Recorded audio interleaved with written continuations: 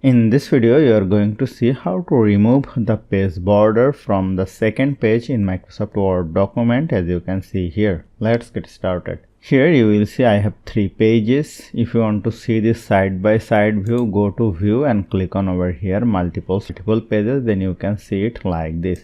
Now suppose I want to add the border only the first page, click on the first page. Go to design, go to page border and click on box border. If you want to make it more bold, you can choose the white from here. If you want to change the color, you can change it from here. The main part is over here. You have to choose this option, this section first page only. If you apply this option whole document, then it will not work properly. So we are going to this option, this section first page only, and click on OK. Then you will see the border will be added only the first page. So hope you found this video helpful. If you like this video, please share this video with your friends and family, and don't forget to subscribe. Thank you.